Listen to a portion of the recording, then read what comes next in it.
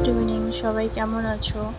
আজকে আমরা যাচ্ছি কালিয়াগঞ্জ নাথ মন্দিরে রথের মেলায়। ওখানে অনেক গ্যাঞ্জাম আওয়াজ ছিল, তাই ভয়েসটা দেওয়া হয়নি, তাই এক্সট্রা করে ভয়েস দিয়েছি পরে। আমরা এখন রথের মেলার ভেতরে যাচ্ছি, দেখতেই পাচ্ছ কত লোকজন, কত ভিড়, প্রচণ্ড ভিড়। তার মধ্যে সব থেকে বড় কথা হলো প্রচণ্ড গরম। এত গরম মেলার বেশিক্ষণ থাকা যাচ্ছিল না, তাই যাই ফাঁকা করে তাড়াতাড়ি বেরিয়ে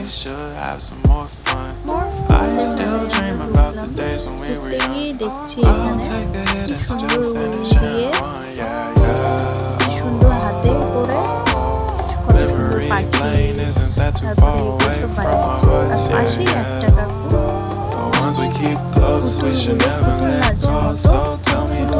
ফার্স্টে আমরা ভেবেছিলাম পুতুলগুলো এমনি হয় ব্যাটারি বা কোনো একটা কিছু দিয়ে পুতুলগুলো এরকম লাফাচ্ছে, বাট পরে আমরা সেটা দেখলাম, মানে কাকুটার কাছ থেকেই জানতে পারলাম যে ওটা লাফাচ্ছে না, কোনো ব্যাটারি সিস্টেমের নয়, কোনো চাবিও নেই।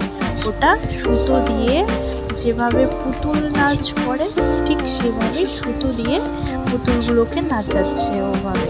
মানে ওটা সুতোটা এত পাতলা ছিল যে চোখে পড়ছিল না, দেখা যাচ্ছিল না, তাই কাকুটা দেখিয়ে দিচ্ছিল। তো জিনিসটা ভালোই লাগছিল।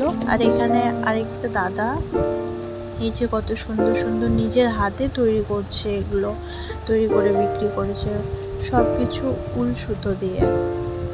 কি সুন্দর করে পাখি বানিয়েছে, সূর্যমুখী ফুল, গোলাপ ফুল, কত কি বানিয়েছে, খুব সুন্দর লাগছে দেখতে। আর এত হাতের স্পিড, তাড়াতাড়ি বানিয়ে দিচ্ছিল, খুব তাড়াতাড়ি বানিয়ে দিচ্ছিল জিনিসগুলো। আমরা তো এগুলো দেখে ভালোই লাগছিল, ভাবছিলাম নেব, কিন্তু সেরকম মানে পাচ্ছিলাম না সেরকম কিছু। সব কিছুরই দোকান আছে।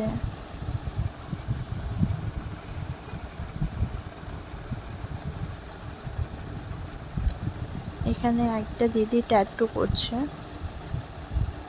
সেগুলোই দেখছিলাম আমি। বাবা,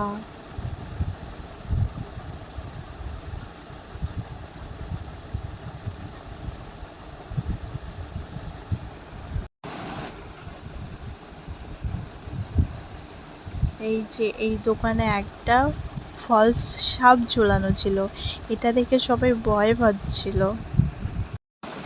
আমরা কোনো দোকানে বেশিক্ষণ টাইম নিচ্ছিলাম না, মানে দাঁড়িয়ে কোনো জিনিস বেশিক্ষণ দেখছিলাম না। সাথে একটা ছোট বাচ্চা ছিল, তো তাই ও খুব ঝামেলা করছিল গরমের মধ্যে, তাই সব দোকানে শুধু ঘুরে ঘুরে দেখছিলাম।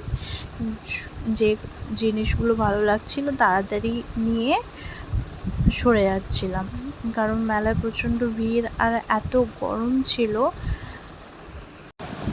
এখানে দেখছিলাম এই যে গোপালের ঝুড়িগুলো, মানে আমাদের বাড়িতে গোপাল ঠাকুর আছে, তো বাড়িতে আমরা কোথাও ঘুরতে গেলে গোপাল ঠাকুরকেও ঘুরতে নিয়ে যাই, তো সেই ঝুড়িতে গোপাল ঠাকুরকে বসিয়ে নিয়ে যাওয়ার সুবিধা হয়। কিন্তু এখানে বেশি কালেকশন ছিল না, দুটোই ছিল, আর কালারগুলো আমার ভালো লাগছিল না, তাই পছন্দ হয়নি, কেনা হলো না তাই। আর এখানে সম্পূর্ণ পুজোর জিনিস, পুজোর ঘর থেকে শুরু করে পাথরের বাটি, সব কিছু। আর এত ভিড়, এই যে দেখুন। যাচ্ছি এবার নাগরদোলার দিকে। নাগরদোলায় উঠতে আমার ভালোই লাগে, সবার কেমন লাগে জানাবে কমেন্টে। আমার ভালোই লাগে নাগরদোলায় উঠতে, কিন্তু নাগরদোলায় ওঠার মতো কোনো পার্টনার পাই না, কারণ সবাই ভীতু, সবাই ভয় পায়। এর আগে তো অনেকবারই এরকম হয়েছে, অনেক মেলাতে নাগরদোলা ভেঙে পড়ে গেছে, তাই সেই ভয়ে কেউ নাগরদোলায় উঠতে চায় না। বাট আমার তো খুব ভালো লাগে নাগরদোলায় উঠতে, কিন্তু আমি দুঃখের বিষয় কোনো পার্টনার পাই না নাগরদোলায় ওঠার, আর একা একা উঠতে ভালোও লাগে না, তাই উঠি না। আর এখানে খুব সুন্দর এক ধরনের জিনিস ছিল, আন্টি বিক্রি করছিল, দেখতে খুব ভালো লাগছিল। পাখির মতো একদম ছোট, ওটা আওয়াজ হচ্ছিল, বাঁশি লাগানো ছিল। আর এই লাইটিং বেলুনটাও ভালো লাগছিল।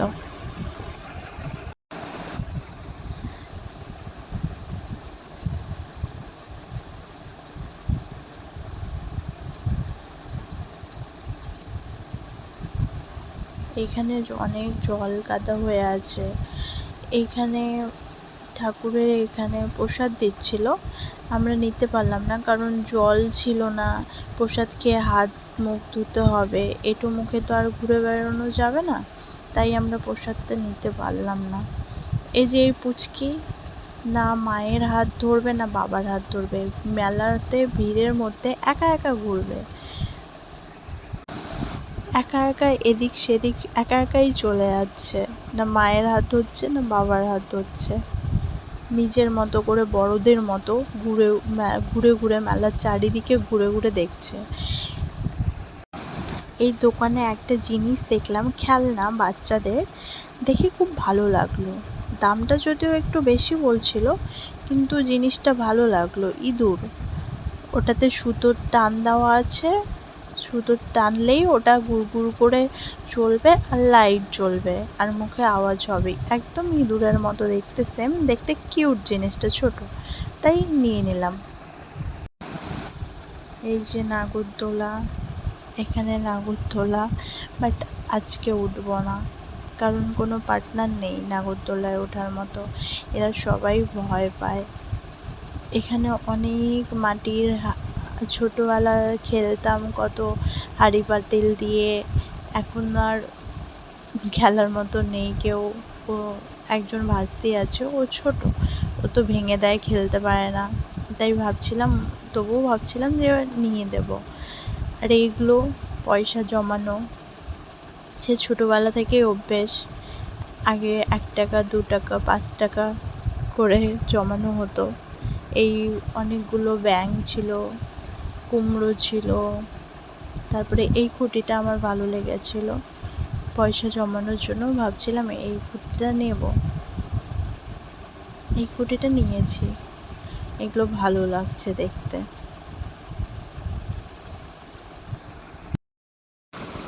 তারপরে আমরা এগিয়ে যাচ্ছি, দেখছিলাম গোপালের জন্য জামা খুঁজছিলাম, গোপালের জন্য জামা নেব, কারণ আমরা বাড়ির যে কেউ যেখানেই যাই না কেন গোপালের জন্য একটা হোক দুটো হোক জামা নিয়ে আসি। আর এই পুচকি এটা নেবে সেটা নেবে, শুধু একা একা দৌড়ে বেড়ায় চারিদিকে। এখানে মাটির তৈরি অনেক সুন্দর সুন্দর শিব ঠাকুর, গোপাল ঠাকুর, অনেক সুন্দর সুন্দর মূর্তি ছিল, দেখতে খুব ভালোই লাগছিল। এখানেও সেই হাড়ি খুঁটি ছিল সেরকম। তারপরে এই যে পেয়ে গেলাম গোপালের জামা, দাদুকে দাদু বলল দাম হয়ে যাবে। তারপরে আমরা দেখছি কোনটা ভালো লাগে, সবগুলো ভালো লাগছিল, কিন্তু সবগুলো তো আর নেওয়া যাবে না, কারণ একই রকম অনেক ড্রেস আছে, এরকম অনেক ড্রেস আছে আমাদের গোপালের জন্য। তো এখানে নতুন ড্রেস দেখতে পেলাম না ডিজাইনের, কালার দেখে ভালো কালার দেখে হোয়াইট কালারের অনেক ড্রেসই আছে। হোয়াইট কালারটা একটু বেশি নোংরা হয়ে যায় তাড়াতাড়ি, তাই হোয়াইটটা নিলাম না, একটা অরেঞ্জ আর একটা পিঙ্ক কালারের ড্রেস নিলাম গোপালের জন্য, দুটো ড্রেস নিলাম। তাই ওগুলো নিয়ে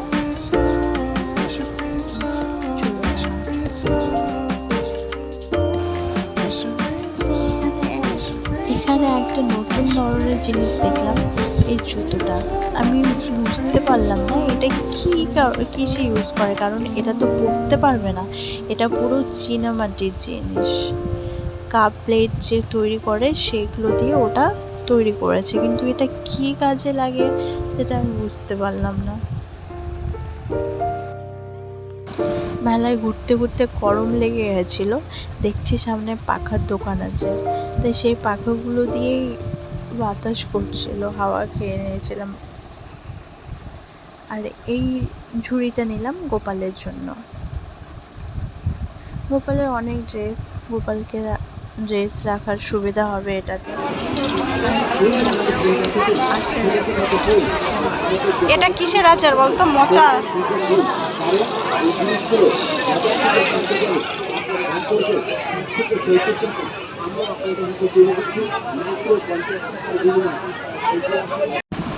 মেলা আসবো, কানের নেব না, এটা কখনো হয়? খালি কানে যতই ঘুরে বেড়াই, কিন্তু মেলা গেলে কানের দুল তো নিতেই হবে। সেটা আমি বলে না, প্রত্যেকটা মেয়েই তাই করে। তাই দেখছিলাম, যদিও কানেরগুলোর দাম বেশি ছিল না, মাত্র 30 রুপিস ছিল, তাই ভাবলাম দুটো কানের নিয়ে নেব। তাই এই কানেরটা ভালো লাগছিল, আরেকটা কানের ভালো লেগেছিল, তাই দুটো কানেরই নিয়ে নিলাম।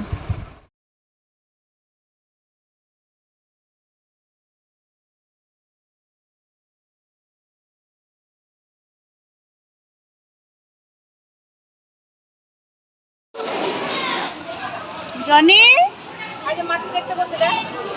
প্রসাদ খাচ্ছ? খাও, প্রসাদ খাও, খাও।